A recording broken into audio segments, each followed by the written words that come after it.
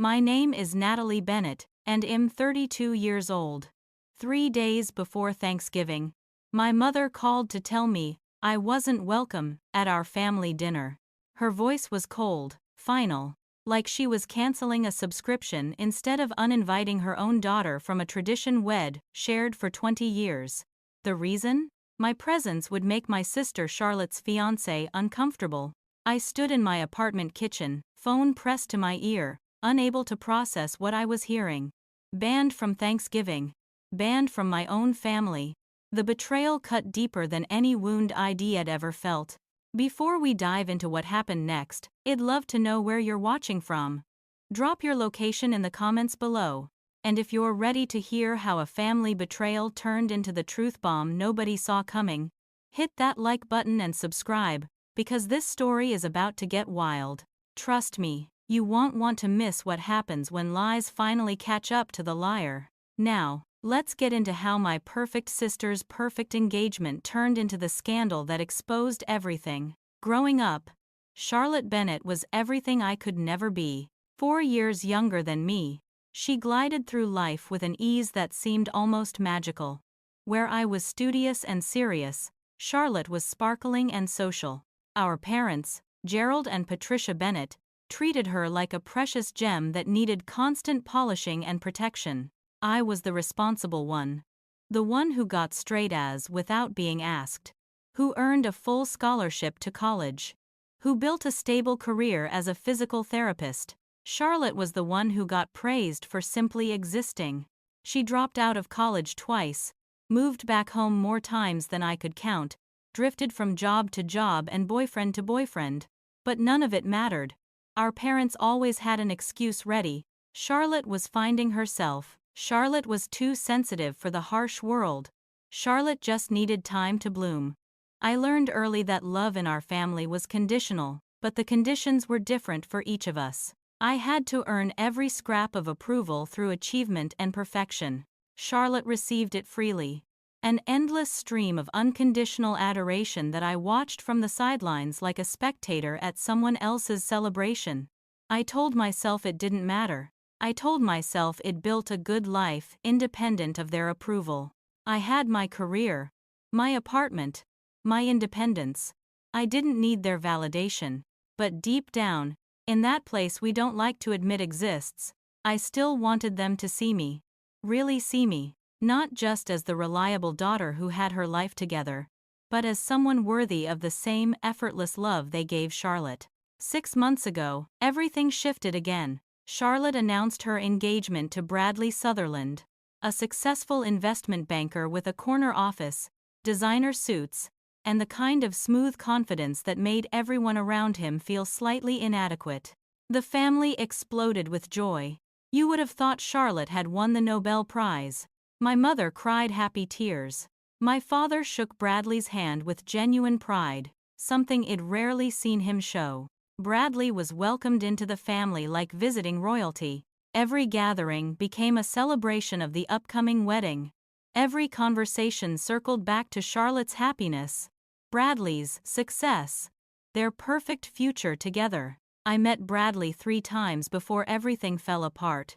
First, at the engagement party, where he charmed everyone with stories about his work and his plans for giving Charlotte the life she deserved. Second, at a family dinner, where he talked about his family's estate in Connecticut and his Harvard MBA.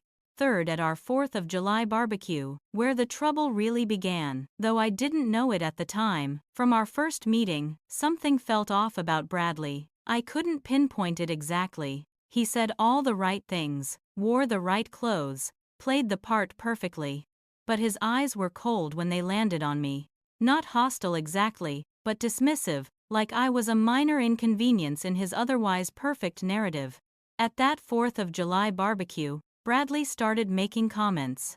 Subtle little digs that landed like paper cuts, small enough that calling them out would make me seem oversensitive, sharp enough to sting. He mentioned how noble my career was, then added that physical therapy was modest work compared to finance. He complimented my apartment, then noted how Charlotte would never settle for something so small.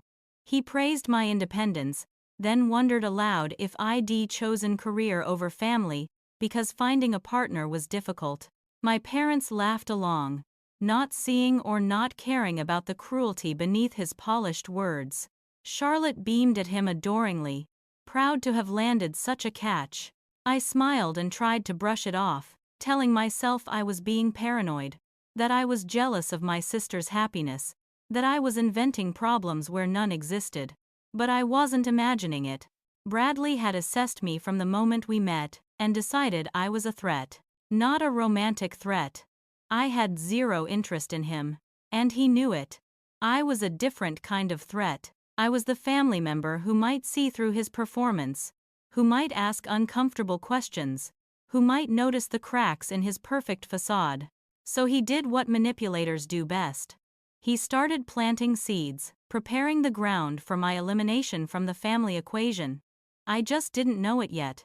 When my mother called 3 days before Thanksgiving, I was making coffee and thinking about what dish to bring to dinner.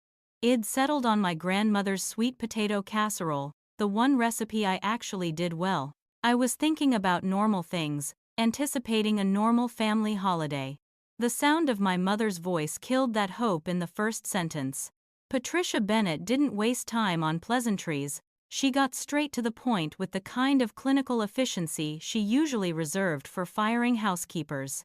Bradley had expressed discomfort with my presence at Thanksgiving. According to my mother, had come to my parents privately, clearly distressed, and shared something disturbing. At the 4th of July barbecue, I had allegedly made inappropriate advances toward him. He claimed I'd cornered him by the garage, touched his arm suggestively, and asked if he ever thought about other options. He said he'd tried to brush it off, hoping it was just a misunderstanding, but my behavior had made him deeply uncomfortable. He didn't want to cause family drama, but with the wedding approaching, he felt he needed to be honest. He couldn't be around me without feeling unsafe. I stood frozen in my kitchen, coffee forgotten, trying to process what I was hearing. It was so absurd, so completely fabricated, that at first I actually laughed. Surely my mother was joking. Surely this was some kind of misunderstanding that would clear up in seconds. But my mother's voice remained cold and serious. She wasn't joking. She believed him. Completely and without question. I denied it immediately, vehemently. I told her I'd barely spoken to Bradley that day. I reminded her I'd asked him where the cooler was, head pointed, and that was the extent of our interaction. The conversation had lasted maybe 15 seconds. I was with Meredith, my best friend, almost the entire afternoon. There were dozens of witnesses. None of this mattered. My mother's response cut through me like a blade. Why would Bradley lie? He has no reason to. Has successful, established, about to marry into our family. You, on the other hand, have always struggled with Charlotte's success. Maybe you don't even realize what you did. Maybe it seemed innocent to you, but it made him uncomfortable. Either way, we need to respect his boundaries. I felt the ground shifting beneath me. The horrible realization that she'd already made up her mind before calling me. This wasn't a conversation. It was a verdict. My father got on the phone next, his voice carrying that stern disappointment I'd heard too many times growing up. Natalie, we need to protect Charlotte's happiness. This is her time. If Bradley isn't comfortable with you there, then we need to respect that. You need to think about someone other than yourself for once. The accusation in his words was clear. I was the selfish one. I was the problem. I tried to explain again, tried to make them see reason. But I was talking to walls. They'd chosen their side, and it wasn't mine. Then Charlotte got on the phone, and that's when my heart truly broke. She was crying, her voice shaking with what sounded like genuine pain. I never thought my own sister would betray me like this. How could you do this to me? Bradley told us everything, has been so kind, so patient, and you tried to ruin it. The worst part was that she believed it. My little sister, who I'd protected and defended our entire lives, believed I would sabotage her happiness. She believed I would betray her in the worst possible way. The pain in her voice was real. Even if the accusation wasn't. My parents delivered their ultimatum with the authority of judges passing sentence. Apologize to Bradley and Charlotte for your inappropriate behavior. Acknowledge what you did. And promise it will never happen again. Then maybe, we can move past this and you can join us for Thanksgiving.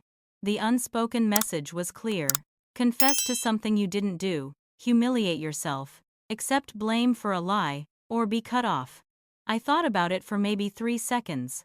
Every instinct in my body screamed to just give in, apologize for something I didn't do, preserve my place in the family.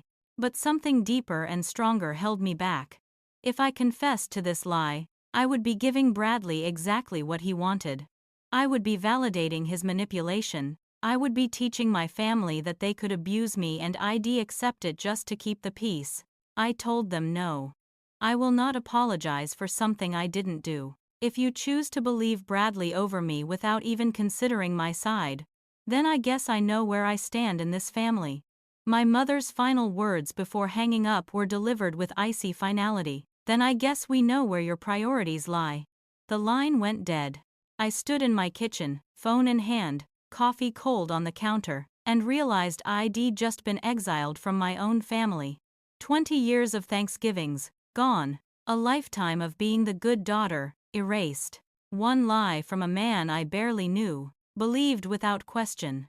The betrayal was so profound I couldn't even cry. I just stood there, numb, wondering how my family had become strangers so quickly. The next 2 days passed in a fog of disbelief and repetitive thoughts. I replayed the 4th of July barbecue in my mind over and over, trying to see what Bradley saw, trying to understand how an innocent 15-second conversation could be twisted into something sinister. I examined my memory from every angle. Had I stood too close? Had I smiled wrong? Had I said something that could be misinterpreted? The answer was always no. There was nothing there. Nothing except a man asking where to find drinks and a woman pointing toward the house. It was the most mundane interaction imaginable. But somehow, in Bradley's retelling, it became evidence of inappropriate behavior, of betrayal, of some dark intention that existed only in his imagination or his strategy. I called Meredith Garcia, my best friend since college, and told her everything. She was outraged in the way only a true friend can be. Cursing Bradley's name, calling my parents blind and stupid, insisting I fight back. But fight back how? What weapons did I have against a lie that had already been believed? Meredith suggested I gather witnesses, people who were at the barbecue, people who could confirm I'd done nothing wrong. But even as she said it, we both knew it wouldn't matter. My family hadn't rejected me because they'd carefully examined evidence. They'd rejected me because believing Bradley was easier than questioning Charlotte's perfect engagement. I tried texting Charlotte, hoping to reach her without our parents' interference, hoping sister to sister we could talk honestly. The texts I sent were simple, pleading. Charlotte, please, can we just talk? Just you and me? I would never hurt you. You have to know that. Her responses arrived hours later, each one colder than the last. Stay away from my fiancé. I don't want to hear your excuses. You're sick, and you need help. Each message felt like a door slamming in my face. I tried calling my father directly, hoping maybe without my mother's influence he might listen to reason. He sent me straight to voicemail. I left a message asking him to please just consider that Bradley might be lying, that his story didn't make sense. He never called back. I realized with growing horror that my entire family had closed ranks against me. They'd formed a wall of belief around Bradley's lie, and nothing I said or did would penetrate it. I was on the outside now, permanently exiled, the family scapegoat bearing the weight of a sin it'd never committed. The isolation was suffocating. I couldn't focus at work, couldn't sleep at night, couldn't eat without feeling nauseous. My patients at the physical therapy clinic noticed I was distracted. One woman, a grandmother recovering from knee surgery, asked if I was feeling all right. I lied and said I was fine, but she looked at me with such concern that I almost broke down right there in the treatment room. In desperation, I pulled out my phone and scrolled through photos from the 4th of July barbecue. Maybe there was something there, some proof of innocence that even my family couldn't deny. I found a photo my aunt had posted on Facebook. It showed me standing near the garage, Bradley a few feet away, both of us holding plastic cups. I was pointing toward the house, clearly giving directions. My posture was casual, distant even. There was nothing intimate or inappropriate about the image. It was exactly what I remembered. Two people having a brief, meaningless conversation at a family gathering. I sent the photo to my mother with a detailed explanation of what was actually happening in that moment, hoping visual evidence would break through her wall of belief. Her response arrived 30 minutes later. A photo proves nothing. Bradley told us what happened. We believe him. I stared at those words until they blurred. Facts didn't matter. Evidence didn't matter. Bradley's word had become gospel truth, and my word was worthless. I was the scapegoat, and scapegoats don't get the benefit of the doubt. They get blame. I felt something break inside me that night. Some fundamental trust in the idea that family meant loyalty, that blood meant believing in each other. My family had chosen a stranger over me without a moment's real consideration. That knowledge sat in my chest like a stone. Meredith called me every few hours those 2 days, checking on me, worried I was spiraling too far into despair. She was right to worry. I couldn't eat, couldn't focus, couldn't see past the betrayal that had upended my entire understanding of my place in the world. But on the third day, something shifted. I woke up and decided I wasn't going to spend Thanksgiving alone wallowing in self-pity. I wasn't going to give Bradley the satisfaction of destroying me completely. Meredith had invited me to spend Thanksgiving with her family in Boston. Her parents were warm, welcoming people who treated me like a second daughter. I'd been hesitant, feeling like it'd be intruding on their family time. But now I called Meredith and told her I was coming. I booked a train ticket. I made a decision to reclaim my dignity, to refuse to be the victim of someone else's lie. I couldn't control my family's choices, but I could control my own response. I would survive this. I would move forward, and somewhere deep inside, I knew the truth would come out eventually. Lies this big never stayed buried forever. Thanksgiving Day arrived with cold November sunlight and the smell of someone else's celebration drifting through city streets. I was on a train to Boston, watching scenery blur past the window, trying not to think about what my family was doing without me. Meredith met me at the station with a fierce hug and a promise that her family would make this day bearable. Her parents welcomed me into their warm, chaotic home with genuine affection, asking no invasive questions, simply accepting my presence with grace. I tried to be present, tried to enjoy the laughter and good food, but part of me was somewhere else, imagining the gathering happening without me. Back at my parents' house in suburban Connecticut, the Bennett family Thanksgiving was unfolding with its usual careful choreography. My mother had set the table with her good china and fall-themed centerpieces. My father was carving the turkey with ceremonial precision. Charlotte floated through the house in a designer dress that probably cost more than my monthly rent, playing the role of radiant bride to be with practiced perfection. And Bradley arrived late, as important people often do, offering smooth apologies and charming smiles, kissing Charlotte's hand like they were characters in some romantic movie. Everything appeared perfect on the surface, the kind of Norman Rockwell scene my mother had always aspired to create. But perfection is fragile, and cracks were already forming in places no one was looking yet. My Aunt Judith Brennan, my father's older sister, had driven in from Vermont for the holiday. Judith was the kind of woman who said what she thought without much concern for politeness, a trait that made her both refreshing and occasionally uncomfortable at family gatherings. As everyone settled around the dining table, Judith looked around with her sharp, assessing eyes, and asked the question my parents had been hoping to avoid. "Where's Natalie? It's not like her to miss Thanksgiving." My mother's smile tightened in that way that signaled danger to anyone who knew her well. She delivered her prepared line with false casualness. "Natalie chose not to join us this year. She had other plans." The implication was clear.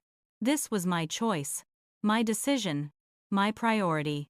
I had simply decided that something else mattered more than family. Judith frowned, clearly not satisfied with this explanation.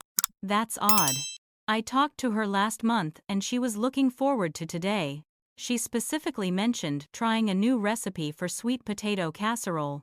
The table went quiet for a moment. Everyone suddenly very focused on passing dishes and adjusting napkins. Bradley smoothly redirected the conversation, complimenting my mother's turkey and asking my father about his golf game, expertly steering everyone away from the uncomfortable topic of my absence. It was a masterful bit of manipulation, the kind of social chess move that people mistake for good manners. But Judith wasn't so easily distracted. She watched Bradley with those sharp eyes, taking his measure in a way that made him slightly uncomfortable, though he hid it well behind his charming smile. During dinner, Bradley's phone buzzed repeatedly in his pocket. He tried to ignore it, but the constant vibration became impossible to hide. Finally, with apologetic murmurs about an important client situation, he excused himself from the table and stepped outside onto the back porch to take the call. Charlotte watched him go, her smile faltering just slightly at the edges. My mother rushed to reassure her. The demands of success, dear. You'll need to get used to sharing him with his career. Charlotte nodded, but something in her expression suggested she wasn't entirely convinced this was about work. When Bradley returned 15 minutes later, his smooth demeanor had developed a rough edge. He was curt, distracted, his responses to questions clipped and impatient. My father tried to engage him in conversation about the stock market, but Bradley's attention kept drifting to his phone, his jaw tight with barely concealed irritation. Charlotte asked if everything was all right, her voice carrying a note of nervous concern. Bradley snapped at her, his tone sharp enough to make everyone at the table freeze mid-bite. It's fine, Charlotte. Stop hovering. The words hung in the air, shocking in their harshness. Bradley seemed to realize his mistake immediately, softening his expression and reaching for her hand with a murmured apology. Work stress, you understand. Charlotte nodded, accepting the excuse, but the moment had revealed something ugly beneath the polished surface. My father, ever the peacemaker, raised his glass and proposed a toast to the happy couple, trying to restore the festive atmosphere. Everyone dutifully raised their glasses and drank to Charlotte and Bradley's future, smiling through the awkwardness. But Bradley's toast response was brief and detached, his mind clearly elsewhere. After dinner, as people migrated to different parts of the house, Judith cornered my mother in the kitchen. While they were clearing plates, her voice was low but firm, meant only for my mother's ears, but overheard by me later through Charlotte's tearful recounting. Patricia, something isn't right about that man. The way he snapped at Charlotte, the secretive phone calls, the fact that Natalie is mysteriously absent after meeting him. You need to pay attention. My mother responded with defensive anger, her loyalty to Charlotte's happiness overriding any concern Judith might have planted. You don't know Bradley like we do. Has been nothing but respectful and generous, has giving Charlotte the life she deserves. Natalie's absence has nothing to do with Bradley. She made her own choices. Judith shook her head but said nothing more, recognizing a closed door when she saw one. She would later tell me that she knew something was deeply wrong that day, that the whole gathering felt off somehow, like everyone was performing happiness rather than feeling it. Meanwhile, Charlotte excused herself to use the bathroom, needing a moment away from the forced cheer and Bradley's strange mood. In the upstairs bathroom, she saw Bradley's phone sitting on the counter next to the sink. He must have left it there when Head stepped away earlier. The screen lit up with a notification, and Charlotte's eyes caught the preview before she could stop herself. The message read, "When are you coming over? Miss you." The sender's name was saved simply as A. Charlotte stared at the phone, her heart beginning to pound. She told herself it could be innocent. Maybe a colleague, maybe his sister Angela. But Bradley didn't have a sister named Angela. He didn't have a sister at all. and the message carried an intimacy that made her stomach turn. She put the phone down carefully, as if it might explode if handled wrong, and walked back downstairs with a smile plastered on her face. But inside, a seed of doubt had been planted. And seeds, once planted, have a way of growing in the dark. Charlotte stood in front of the bathroom mirror for a long moment after reading that text message, studying her own reflection as if she might find answers written on her face. The woman looking back at her was wearing the right dress, the right engagement ring, the right smile. But behind her eyes was a question she didn't want to ask. She splashed cold water on her face, told herself she was overreacting, that there was probably a perfectly innocent explanation for a message from someone named A who missed Bradley and wanted to know when he was coming over. The problem was, no innocent explanation felt convincing. She forced herself to return to the living room where Bradley was now sitting with her father, both men holding glasses of bourbon, discussing something about market trends and investment strategies. Bradley looked completely at ease, laughed at the right moments, played the role of successful son-in-law perfectly. Charlotte tried to join the conversation, but the words felt hollow in her mouth. She kept seeing that text message in her mind. "When are you coming over? Miss you." Such simple words, but loaded with implications that made her chest tight. Later that evening, after Bradley had left and the house had finally quieted, Charlotte retreated to her childhood bedroom. The room still held remnants of her teenage years, posters of bands Shed loved, trophies from activities Shed abandoned, a bookshelf filled with novels Shed never finished. She sat on her bed, the same bed where Shed dreamed of perfect futures and fairy tale endings, and felt those dreams starting to crack around the edges. Her mother knocked softly and entered without waiting for permission, a habit that had always annoyed Charlotte but that Shed never successfully changed. Patricia sat on the edge of the bed, smoothing Charlotte's hair in that maternal way that usually felt comforting but tonight felt suffocating. "Are you excited about the wedding, sweetheart? 2 months will go by so quickly. We still need to finalize the seating chart and confirm the florist." Charlotte forced enthusiasm into her voice, assuring her mother that yes, she was excited, yes, everything was perfect, yes, she couldn't wait to be Mrs. Bradley Sutherland. Patricia smiled, satisfied, then added in a tone meant to be casual but weighted with judgment, "You're so lucky to have found someone like Bradley. Has established, mature, knows what he wants. Unlike some people, you know how to keep a man's respect and attention."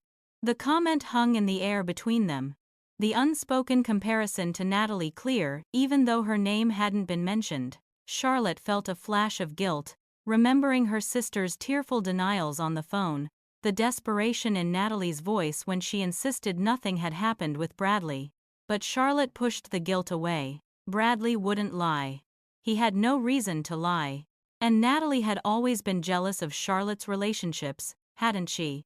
Maybe not consciously, but there was always that underlying tension, that sense of competition Charlotte had felt growing up. Or maybe that's what Charlotte had been told to believe. That night, Charlotte couldn't sleep.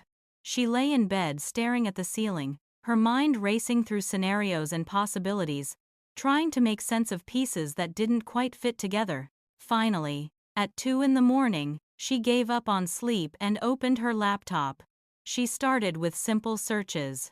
Bradley Sutherland, investment banker. His LinkedIn appeared immediately, perfectly curated with impressive credentials and professional photos. His Instagram showed carefully selected images of expensive restaurants, business conferences, tasteful travel photos.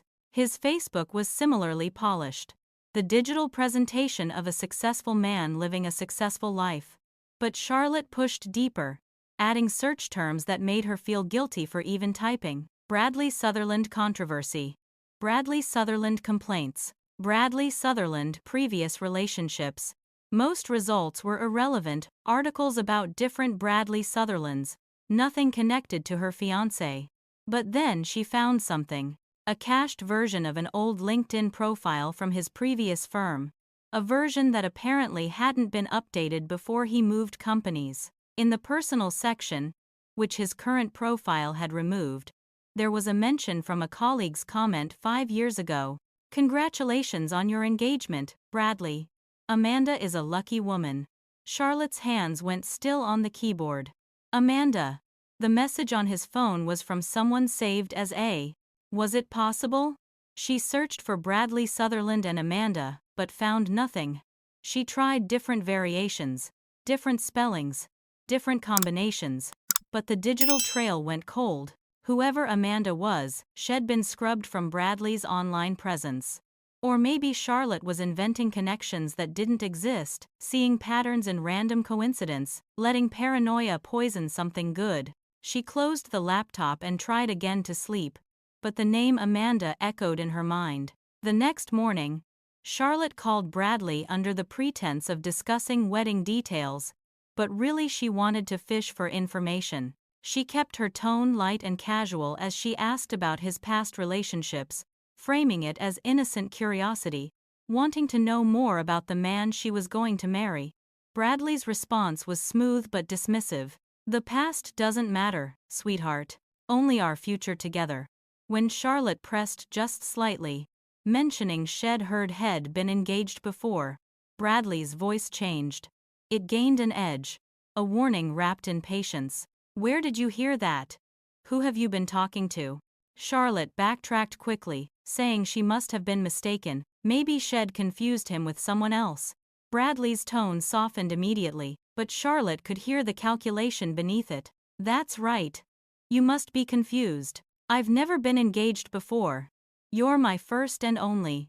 But Charlotte knew she hadn't been confused. She'd seen that colleague's comment with her own eyes, which meant Bradley was lying. The question was why?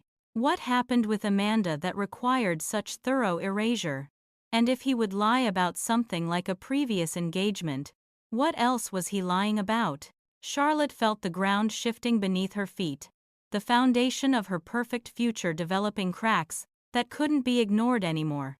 She made a decision. She was going to call Tessa Hartman, an old college friend who worked in finance in New York. If anyone would know about Bradley's professional reputation, it would be Tessa. Charlotte just had to work up the courage to ask. "In Boston, I spent Thanksgiving weekend trying to piece myself back together in Meredith's family home. Her parents, Rosa and Miguel Garcia, treated me with gentle kindness, asking no intrusive questions, simply offering warmth and acceptance without conditions. Friday morning, I sat at their kitchen table nursing coffee and pretending to read the newspaper while my mind circled endlessly around the same painful loop. My family had chosen Bradley's lie over my truth. That fact hurt more with each repetition, like pressing on a bruise to confirm it still aches. Meredith found me there and sat down across from me with her own coffee, studying my face with the kind of concern that comes from years of friendship.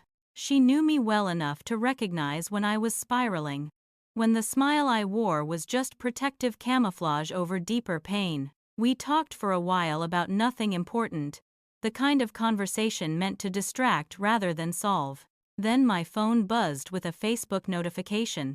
A friend request from someone named Audrey Chambers. The profile picture showed a woman in her early 30s with kind eyes and dark hair, no one I recognized. I almost ignored it, assuming it was spam or a case of mistaken identity, but something made me click on the request. Audrey had sent a message along with the friend request. The words made my heart stop. "Are you the Natalie Bennett whose sister is engaged to Bradley Sutherland?" I stared at that sentence, reading it over and over, trying to understand what it meant. How did this stranger know about Charlotte and Bradley? How did she know about me? My hands were shaking as I typed a response. "Yes, that's me. Who are you?" The reply came back within minutes. "Can we talk on the phone? It's urgent. I need to tell you something about Bradley. Something you need to know before the wedding." I gave her my number, my pulse hammering in my throat as I waited for her call. When my phone rang 10 minutes later, I stepped out onto the Garcia's back porch for privacy, wrapping myself in a borrowed coat against the November cold. Audrey's voice was nervous when she spoke, like someone about to jump off a high dive, knowing the impact will hurt but necessary. She started with an apology. I'm sorry to contact you out of the blue like this. I've been debating for weeks whether to reach out, but I saw your sister's engagement announcement on social media, and I recognized Bradley immediately. I knew I had to warn you, warn your family. What Audrey told me over the next hour shattered any remaining doubt I had about Bradley Sutherland. She and Bradley had dated for 3 years. They'd been engaged, planning a wedding, choosing venues and tasting cakes and designing invitations. Audrey described him the same way my family did. Charming, successful, attentive, the perfect partner on paper. But 6 months before their wedding, Audrey's world had collapsed. She discovered Bradley was cheating, not with one woman, but with multiple women, conducting elaborate parallel relationships with a sociopath's attention to detail. He had separate phones, separate email accounts, separate social media profiles. He was living multiple lives simultaneously, lying to everyone with breathtaking ease. When Audrey confronted him with the evidence she'd found, screenshots and photos and testimony from women who'd come forward, Bradley didn't break down or confess. He pivoted. He turned everything around on her with such skill that Audrey almost believed she was losing her mind. He told her she was paranoid, mentally unstable, imagining things that weren't there. He suggested she needed professional help. He told their families that Audrey was having some kind of breakdown, that her accusations were symptoms of deeper psychological issues. And because Bradley was so convincing, so calm and concerned and reasonable, people believed him. Audrey's own family started doubting her. Friends pulled away, not wanting to get involved in what looked like a messy situation with an unstable woman making wild accusations. Audrey eventually broke off the engagement, but the damage was done. She lost friends who believed Bradley's version of events. Her reputation in their social circle was destroyed.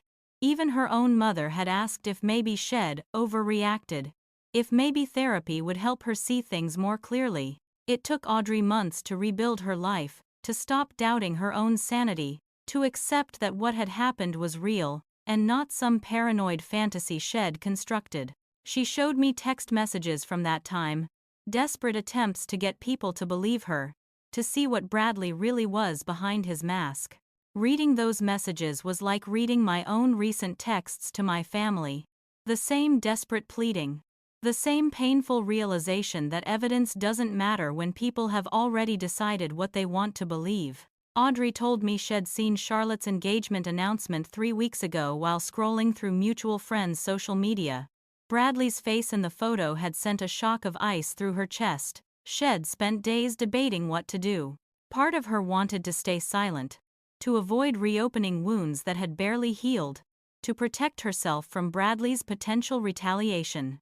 But another part of her couldn't live with staying quiet while he did this to someone else. She'd been searching for a way to reach Charlotte or someone in the family when she saw my name tagged in one of Charlotte's older posts. She'd found my profile, seen that I lived separately from my family, took a chance that I might be someone who would listen. I asked Audrey if she had proof, anything concrete that could expose Bradley's lies. Her answer was yes. She'd kept everything. Text messages showing Bradley's affairs, emails where he'd made plans with other women, photos of him with someone he'd claimed was a business associate but who was actually a girlfriend he'd maintained for 2 years. Most damning of all, she had a voice recording. Audrey had recorded one of their final arguments when Bradley thought she wasn't paying attention. In it, he'd let his mask slip completely. He'd laughed about how easy it was to manipulate her. Bragged to a friend on speakerphone about playing his fiancé. Said things that revealed the cold calculation beneath his charming surface. I asked Audrey if she would be willing to talk to Charlotte, to share what she knew before the wedding happened. Audrey's voice got quiet, thick with old fear. I'm scared of him, Natalie. I'm scared what he might do if he knows I'm exposing him. He has connections, money, influence. He could make my life hell again. But after a long pause, she said something that made me want to cry with gratitude. But I can send you everything I have, all the evidence, all the proof. You can share it with your sister. Maybe coming from family, she'll listen. Maybe you can save her from what I went through. We spent another 30 minutes on the phone while Audrey explained what she would send, how to present it, what to expect from Bradley's response if he found out. She warned me that he would deny everything, would claim the evidence was fabricated, would accuse Audrey of being a crazy ex-girlfriend with an axe to grind. He would be convincing, she promised. He's always convincing. That's what makes him dangerous. When we finally hung up, I sat on the cold porch for a long time, watching my breath cloud in the November air, feeling the weight of what I now knew pressing down on my shoulders. Meredith came out to check on me, took one look at my face, and asked what happened. I told her everything. Her response was immediate and fierce. You have to tell Charlotte. You have to show her this. Your family needs to see what he really is. I nodded, but doubt churned in my stomach. Would Charlotte believe me now, after already deciding I was a liar? Would my parents look at evidence or just dismiss it as more fabrication? Would this make things better or push my family even further away? I didn't have answers, but I knew I had to try. If Bradley went through with this wedding, if he trapped Charlotte in a marriage built on lies, and I'd said nothing, I'd never forgive myself. That evening, Audrey's email arrived with attachments that took several minutes to download. I organized them into a folder, labeled and dated, creating a clear timeline of Bradley's deception. Looking at the evidence laid out like that, seeing the pattern of manipulation and lies, I felt sick. This was the man my family had embraced, the man they'd chosen to believe over me. This was who Charlotte was planning to marry in 2 months. I sat at Meredith's kitchen table with my laptop open, staring at the folder of files, trying to decide how to do this. Going straight to my parents seemed futile. They'd already shown they would dismiss anything that threatened Charlotte's happiness. But maybe, Charlotte herself would listen. She was the one who had the most to lose. She was the one marrying him. I opened a new text message to Charlotte, my fingers hovering over the keyboard, as I tried to find words that might break through the wall between us. Please, I typed. I need to talk to you about Bradley. It's important. Hours passed with no response. I checked my phone obsessively, hoping for any sign that she'd received the message, that she was at least considering talking to me. Finally, late that night, a response arrived. There's nothing you can say. Stop trying to ruin my happiness. Those words would have devastated me a week ago. Now they just made me sad. I tried again. I have proof he's lying about me. And proof he's lying about other things too. Please just look at it. If you still don't believe me after, I'll never contact you again. The silence that followed was agonizing. I imagined Charlotte reading my message, debating, maybe showing it to Bradley, maybe deleting it unread. I thought about calling, but knew she wouldn't answer. Finally, I made a decision. I would send her the evidence whether she wanted it or not. I would put the truth in front of her and let her decide what to do with it. I crafted an email, keeping it short and factual. This is from Bradley's ex-fiancée, Audrey Chambers. He did this before. He's doing it again. Please protect yourself. I love you. I attached the folder of evidence and hit send before I could second-guess myself. The email disappeared into the digital void. All I could do now was wait and hope that somewhere beneath Charlotte's anger and denial, my sister still existed, the girl who used to trust me, who used to know I would never hurt her. I hoped that girl would open the email. I hoped she would see the truth before it was too late. Sunday morning arrived with weak sunlight filtering through the Garcia's guest room curtains. It barely slept, checking my phone every few minutes to see if Charlotte had responded to the email, if she'd even opened it. The read receipt showed nothing. Maybe her email client didn't have read receipts enabled. Maybe she'd seen my name in the sender field and deleted it immediately. Maybe the most damning evidence of Bradley's true nature was sitting unread in her inbox while she continued planning a wedding to a man who was systematically lying to everyone around him. The uncertainty was torture. But there was nothing I could do except wait and hope. I spent the morning helping Rosa Garcia clean up from the holiday weekend. Grateful for any task that kept my hands busy and my mind partially occupied. Meredith kept giving me encouraging looks across the kitchen, silently communicating her support. Around noon, unable to stand the waiting anymore, I retreated to the guest room and opened my laptop to review the evidence Audrey had sent one more time. I wanted to make sure I understood every piece of it, every timeline and connection, so that if Charlotte did reach out with questions, I'd have answers ready. The text message screenshots showed Bradley maintaining relationships with at least 3 different women simultaneously during his engagement to Audrey. Head told each one a slightly different story, adapted his personality to match what each woman wanted, created separate lives that didn't intersect. The level of planning and deception was staggering. Head remembered details, kept stories straight, never mixed up which lies Head told to whom. It wasn't the chaotic mess of someone who'd made a mistake or gotten caught up in temptation. It was methodical, calculated, the work of someone who enjoyed the manipulation as much as the affairs themselves. The photos were harder to look at. Bradley, with a woman named Amanda, at what appeared to be a hotel, his arm around her waist, both of them smiling at the camera like any normal couple. Bradley, with someone else at a restaurant, holding hands across the table, the image time-stamped just 3 days before his engagement party with Audrey. And then the most damning piece of evidence, the voice recording that Audrey had warned me about. I listened to it through headphones, my stomach turning as Bradley's voice filled my ears. In the recording, Bradley was talking to a male friend, someone named Marcus who clearly knew about the affairs and found them amusing. Bradley was laughing, his tone light and casual as he described his fiancée as naive and trusting. She believes everything I tell her. It's almost too easy. You should have seen her face when I told her I was working late again. She looked at me with those big grateful eyes like I'm some kind of hero for putting in extra hours. Meanwhile, I was with Amanda. The friend laughed, asked if Bradley ever felt bad about it. Bradley's response was cold enough to make my skin prickle. Why would I feel bad? She's getting what she wants. A nice wedding, a successful husband, someone to show off to her friends.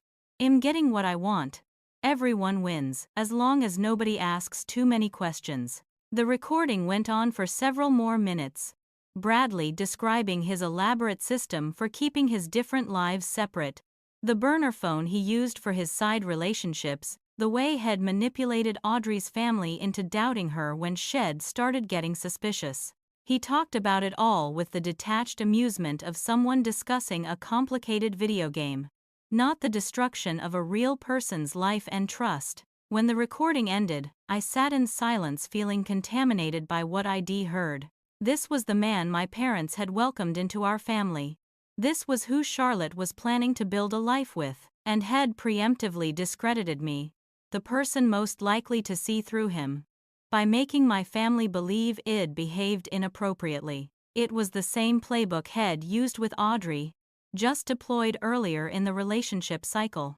I organized all the evidence one more time, creating a clear narrative that anyone could follow. Screenshots arranged chronologically, photos labeled with dates and contexts, the voice recording with key moments timestamped. I made it as undeniable as evidence could be, leaving no room for misinterpretation or confusion. Then I wrote a second email to Charlotte, this one more direct. I know you don't want to hear from me. I know you think I am trying to sabotage your happiness, but please, just look at the evidence I sent. Listen to the recording. This isn't about me. This is about who Bradley really is when nobody's watching. Has done this before. Hell, do it again. You deserve to know the truth before you marry him. I sent the second email, then immediately texted Charlotte as well. I sent you something important. Please open it. Please just look at what I sent you. I know I am asking a lot after everything that's happened, but I'm still your sister. I still love you. I don't want to see you hurt. The text showed as delivered but not read. I set my phone down and tried to distract myself with a book, but the words blurred together meaninglessly. All I could do was wait and wonder if Charlotte would ever see the truth, or if Bradley's lies had already become her reality. Hours crept by with excruciating slowness. I helped Meredith make dinner, went through the motions of normal conversation with her parents, smiled and nodded when they told stories about past holidays. But my mind was elsewhere, playing out scenarios. Charlotte opening the email and immediately dismissing it as fabricated. Charlotte showing Bradley the evidence and him talking his way out of it with more lies. Charlotte believing it but being too afraid or ashamed to call off the wedding. Charlotte never opening it at all. Each possibility seemed equally likely and equally devastating. That night, lying in the guest bed at the Garcia house, I stared at my phone in the darkness, willing it to light up with Charlotte's name, willing my sister to reach out, to ask questions, to show some sign that she was at least considering the possibility that she'd been deceived. The silence felt heavy, oppressive, like waiting for a verdict I had no control over. I'd done everything I could. It gathered the evidence, presented it clearly, reached out with honesty and love. Now, the next move was Charlotte's. All I could do was wait in the dark and hope that somewhere in Charlotte's heart, buried under layers of denial and manufactured happiness, my sister still existed. The one who knew me, who trusted me, who would recognize the truth when it was placed directly in front of her. I fell asleep still clutching my phone, hoping to wake up to a message that would change everything. Charlotte woke up early Sunday morning with a sense of dread she couldn't quite name. She'd spent another restless night, her mind circling around disconnected pieces that refused to form a complete picture. The text message from A. The mention of a previous engagement. Bradley's angry reaction when Shed asked about his past. Natalie's desperate messages claiming she had proof of something. All of it swirled together in Charlotte's head like storm clouds gathering before lightning strikes. She reached for her phone on the nightstand, intending to check the weather or scroll mindlessly through social media, anything to distract from the growing unease. Instead, she saw notification badges on her email app. 2 unread messages from Natalie. Charlotte's first instinct was to delete them unread. Shed already decided her sister was lying, trying to sabotage the wedding out of jealousy or spite or whatever complicated motivation made someone betray their own family. Opening those emails would just expose her to more lies, more manipulation, more attempts to poison her happiness. She should just delete them and block Natalie's email address completely, but something stopped her finger from hitting the delete button. Maybe it was the memory of Natalie's voice on the phone after the Thanksgiving ban, the genuine pain and confusion that had sounded so real. Maybe it was the text message from A that still bothered her like a splinter under skin. Maybe it was just exhaustion from pretending everything was fine when increasingly it felt like nothing was fine. Charlotte opened the first email. Natalie's message was short, just a few lines and an attached folder. This is from Bradley's ex-fiancée, Audrey Chambers. He did this before. Has doing it again. Please protect yourself. I love you. Charlotte stared at those words, her heart beginning to pound. Bradley's ex-fiancée. So there had been a previous engagement, despite Bradley's flat denial. Had lied about that directly to her face. Why would he lie about something so easily verifiable unless he was hiding something worse? With trembling fingers, Charlotte downloaded the attached folder and began opening files. The first screenshots appeared innocuous at first, just text messages between Bradley and someone named Amanda, casual conversation about meeting up, inside jokes, the kind of messages that could be innocent between friends. But as Charlotte scrolled through the chronological arrangement Natalie had created, the messages became unmistakably romantic, intimate, sexual, and they were dated during Bradley's engagement to this Audrey woman. Charlotte felt her stomach drop as she realized what she was looking at. Evidence of cheating, extensive and deliberate, maintained over months while Bradley was supposedly committed to someone else. More files followed. Photos of Bradley with different women, none of whom Charlotte recognized. One image showed him at what appeared to be a romantic dinner, holding hands with someone across the table. The timestamp placing it just days before what Audrey's documentation indicated was their engagement party. Another showed him with the same woman from the text messages, Amanda, both of them in a hotel room, his arm around her shoulders, both smiling at the camera. The casualness of the photos was somehow worse than if they'd been furtive or hidden. Bradley looked comfortable, happy, completely at ease maintaining these parallel relationships.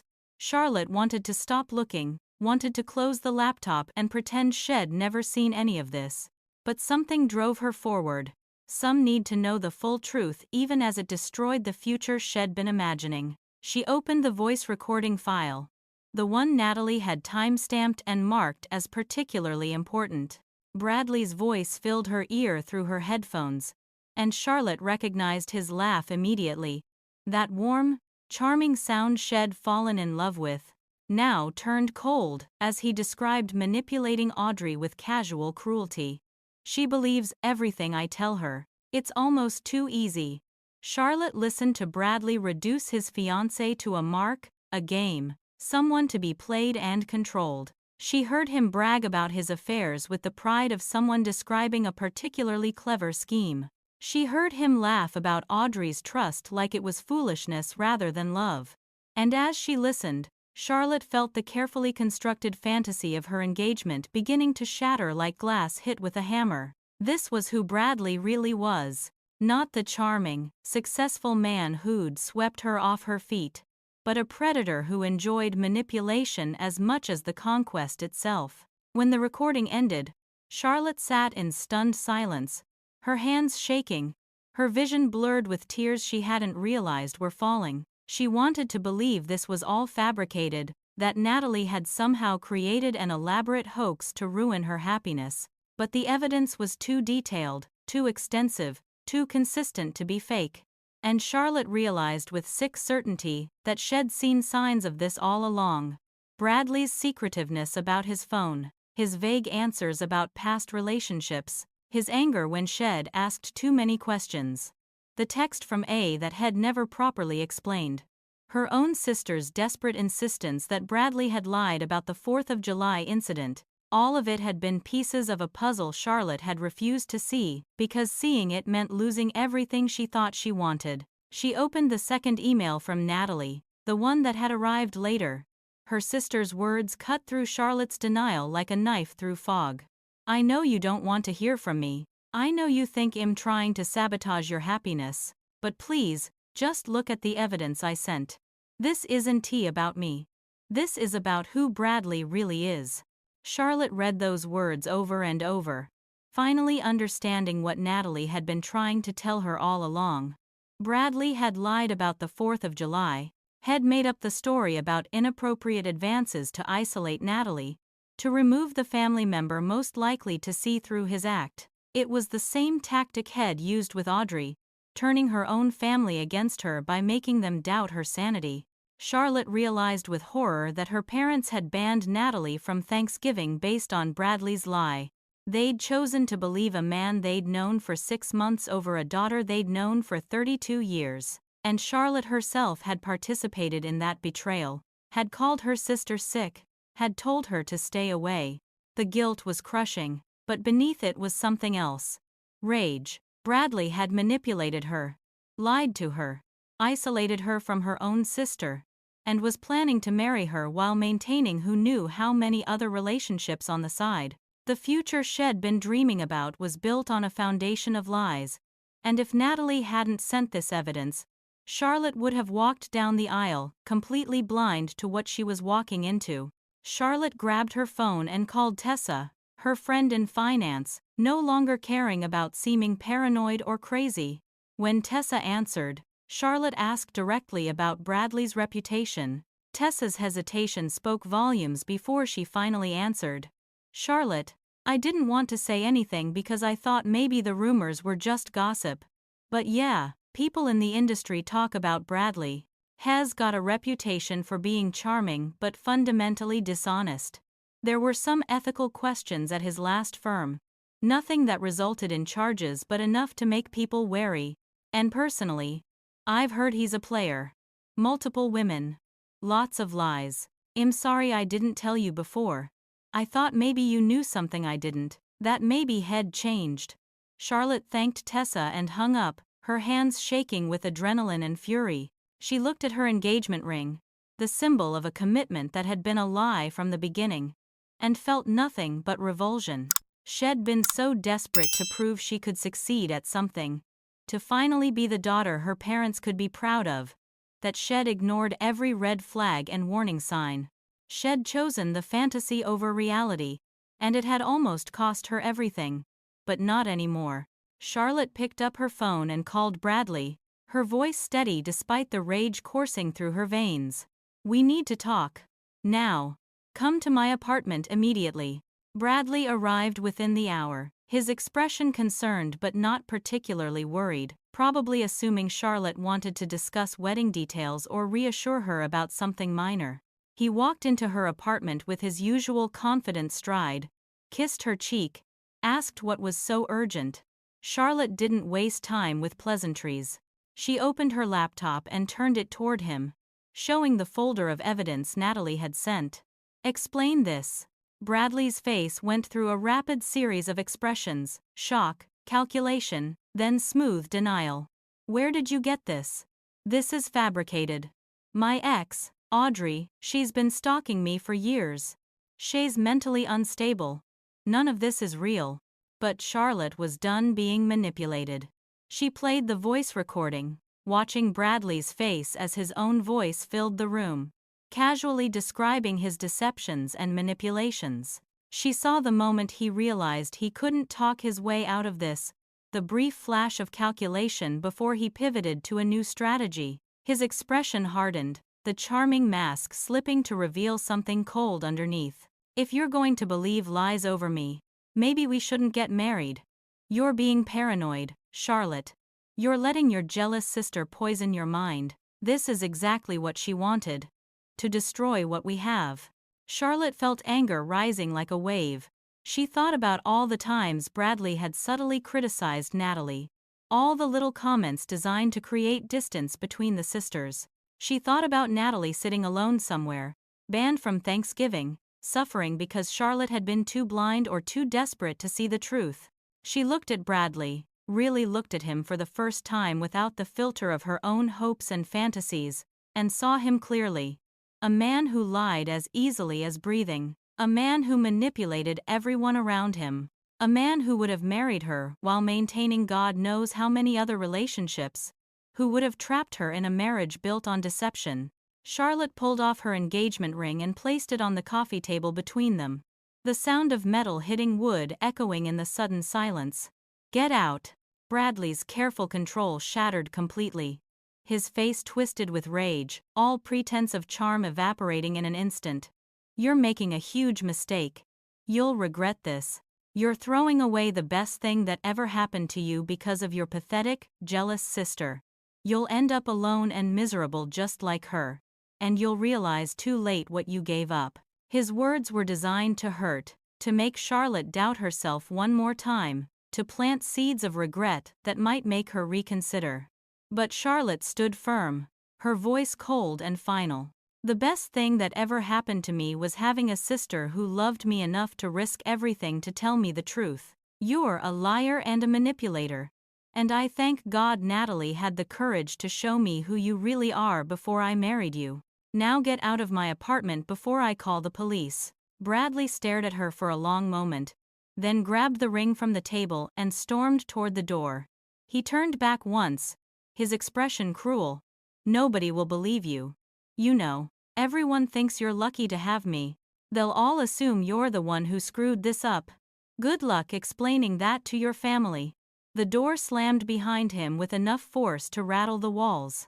Charlotte stood in the sudden silence of her apartment, shaking with adrenaline and shock and the overwhelming realization of what had almost happened. Then her legs gave out and she collapsed onto her couch, sobbing with a mixture of relief and devastation. Her perfect engagement was over. Her fairy tale future had revealed itself as a nightmare she'd narrowly escaped. And the person who'd saved her, the person who'd been brave enough and loving enough to risk permanent exile to tell her the truth, was the sister Charlotte had betrayed and abandoned. The sister who, despite everything, had reached out one more time to protect her. Charlotte grabbed her phone with shaking hands and pulled up Natalie's number, knowing she didn't deserve forgiveness but desperately hoping for it anyway. Charlotte's call came through while I was helping Meredith's family clean up from Sunday dinner. My phone buzzing in my pocket with my sister's name lighting up the screen. I almost dropped the dish I was holding, fumbling for the phone with wet, soapy hands, my heart hammering as I answered. Charlotte's voice came through broken and crying, words tumbling out in a rush of apology and pain. "You were right. Oh God. Natalie, you were right about everything. I'm so sorry. I'm so sorry. I should have believed you. I should have listened. I'm sorry I called you those things. I'm sorry I let him turn me against you. I'm sorry we banned you from Thanksgiving. You were trying to protect me and I was horrible to you." I stood in the Garcia's kitchen with tears streaming down my face, listening to my sister fall apart on the other end of the line, feeling relief and vindication and sadness all mixed together in my chest. Charlotte told me everything. How she'd opened the emails, seen the evidence, confronted Bradley, ended the engagement. She described his rage when his mask finally slipped, the cruel things he'd said, the threats he'd made. She told me about calling Tessa and confirming Bradley's reputation, about realizing too late that every warning sign had been waving right in front of her face, and she apologized over and over until I finally stopped her and said the words she needed to hear. "I forgive you, Charlotte. I love you. We're going to get through this together." We talked for nearly 2 hours, rebuilding the connection that Bradley had tried so hard to destroy. Charlotte admitted things she'd never said before, about feeling pressure to finally succeed at something, about being so desperate to prove herself that she'd ignored her own instincts. She confessed how much she'd resented always being compared to me growing up, always feeling like the failure next to the responsible older sister. I told her about the pain of being the scapegoat, of having our parents believe a stranger's lies without question, of spending Thanksgiving wondering if my family was lost to me forever. We cried together, apologized to each other, made promises to do better, to communicate honestly, to never let someone come between us again. Eventually, Charlotte said she needed to tell our parents what had happened, that they deserved to know the truth about Bradley and about what they'd done to me. I offered to come home early, to be there when she told them, to face whatever came next together as sisters rather than enemies. Charlotte accepted gratefully, her voice thick with emotion. I booked a train ticket home for the next morning and spent the rest of the evening preparing mentally for what would either be a reunion or a final breaking point with my parents. Meredith hugged me hard before I left for the station, made me promise to call if I needed rescue, told me she was proud of my courage. The train ride home felt surreal, watching familiar landscape blur past the windows while my mind raced ahead to the conversation waiting for me. Charlotte had arranged a family meeting at our parents' house for that evening, telling them only that something important had happened with the wedding. When I walked through the front door of my childhood home for the first time since being banned from Thanksgiving, the temperature in the room dropped immediately. My mother's face went cold and hard, her voice sharp with disapproval. "What is she doing here? She wasn't invited." Charlotte stood up from the couch, her posture straighter and more confident than I'd seen in years. "I invited her, Mom. I asked her to come because what I need to tell you involves her and you need to hear it from both of us." My father looked confused and uncomfortable, glancing between Charlotte and me like he was trying to solve a puzzle with missing pieces. Gerald and Patricia Bennett sat down on their formal living room furniture, the same furniture we'd never been allowed to sit on as children unless company was visiting, and Charlotte began to explain. She told them about the evidence Audrey had sent, about Bradley's pattern of manipulation and cheating, about his lies regarding past relationships. She showed them the screenshots on her laptop, the photos that couldn't be explained away, the timeline that revealed systematic deception. My mother tried to interrupt, tried to defend Bradley, suggesting the evidence could be fabricated or taken out of context. Charlotte stopped her by playing the voice recording. Bradley's own words condemning him more effectively than anything we could say. The room filled with his laugh, his casual cruelty, his proud descriptions of manipulation and lies. My father's face went pale as he listened, the blood draining away as he realized the kind of man they'd welcomed into our family, the kind of man they'd chosen to believe over their own daughter. My mother sat frozen, her hand pressed over her mouth, tears beginning to stream down her face as the full weight of what they'd done started to register. When the recording ended, the silence was deafening. Charlotte then addressed the lie that had started everything, the accusation that had gotten me banned from Thanksgiving. Bradley made up the story about Natalie making a pass at him. It was a strategic move to isolate her, to make sure nobody would believe her if she figured out what he was really like. He did the same thing to his ex-fiancée, turned her own family against her so his lies could continue unchallenged. Natalie never did anything wrong at the 4th of July barbecue. She asked Bradley where the cooler was. That's it. That was their entire interaction. And we believed his lie without even questioning it because it was easier than considering we might be wrong about him. I pulled out my phone and showed them the photo from July one more time. The innocent image of two people having a brief, meaningless conversation at a family gathering. I explained calmly and clearly what had actually happened that day. How Bradley had taken a normal interaction and twisted it into something sinister. How he'd used their excitement about Charlotte's engagement to make them overlook basic logic and fairness. I told them how it felt to be accused of something I didn't do, to have my own parents choose to believe the worst about me without investigation or consideration. I described the pain of being banned from Thanksgiving, of sitting in someone else's home while my family celebrated without me, of wondering if I'd lost them forever over a lie. My father broke first, his voice cracking with emotion as he started to apologize. Natalie, I'm so sorry. We should have believed you. We should have at least listened to your side before making accusations. We were so caught up in the excitement of Charlotte's engagement, so happy she'd finally found someone successful and stable, that we ignored every red flag. We failed you as parents. We chose a stranger over our own daughter. I can't take that back, but I need you to know how deeply sorry I am. His apology was raw and genuine. The first time I'd ever heard my father admit to being completely wrong about something important. My mother's apology took longer, her pride fighting against her guilt, but eventually it came. She cried as she spoke, her perfectly composed exterior crumbling to reveal the fear and shame underneath.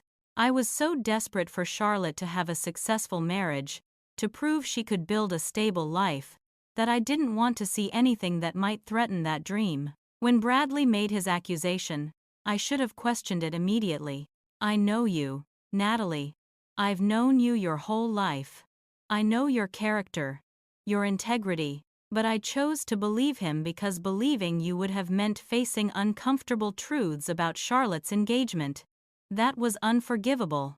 You deserved our loyalty and protection, and instead we betrayed you in the worst possible way. The apologies felt genuine, and I accepted them, but I also made clear that the pain they'd caused wouldn't disappear overnight. Trust takes time to rebuild. You hurt me deeply. You chose a manipulative stranger over your own daughter because it was convenient, because it protected the narrative you wanted to believe. That's going to take time for me to get past. I'm willing to try, willing to work toward rebuilding our relationship, but you need to understand that things can't just go back to normal. We have to actually change how this family operates, how we treat each other, how we make decisions about who to believe and who to dismiss. My parents nodded, accepting the conditions, understanding that forgiveness didn't mean everything was instantly fine.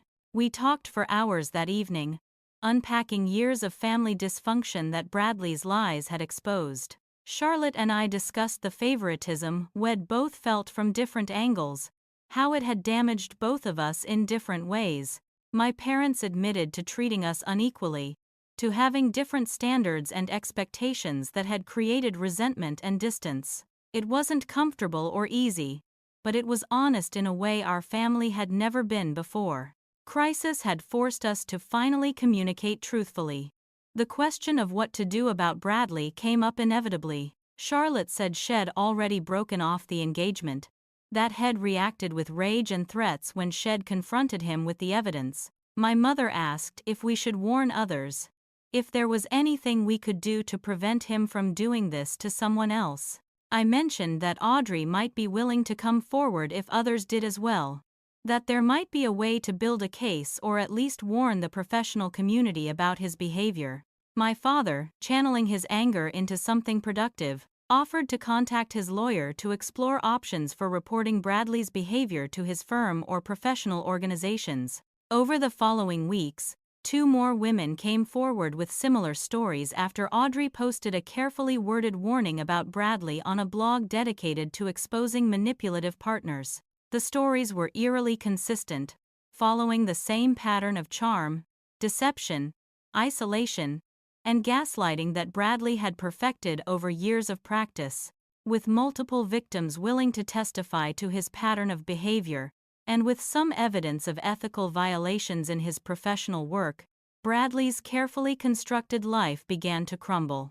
He lost his job after an internal investigation revealed financial irregularities that had been overlooked because of his charisma and results. His reputation in both professional and social circles collapsed as more people came forward with stories of his lies and manipulation. My family slowly rebuilt our relationships through consistent effort and honest communication. Charlotte and I grew closer than we'd been since childhood, talking regularly, supporting each other through the aftermath of Bradley's betrayal.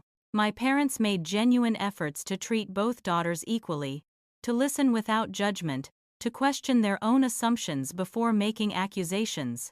It wasn't perfect, and there were still moments of tension and old patterns emerging, but there was real change happening, real growth born from the crisis that had forced us all to face uncomfortable truths.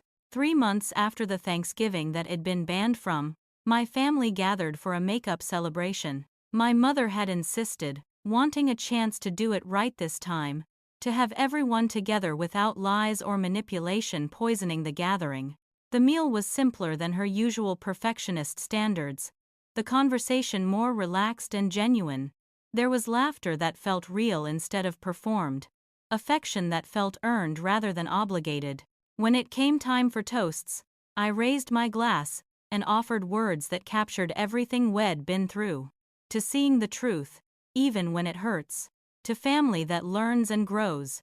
To having the courage to question what we're told and believe in each other. Charlotte added her own toast, her voice strong and clear. No longer the uncertain girl desperate for approval. To sisters who save each other, even when it costs them everything, even when it means standing alone. Thank you, Natalie, for loving me enough to tell me the truth. The room erupted in agreement, glasses clinking, everyone acknowledging the debt we owed to honesty and courage.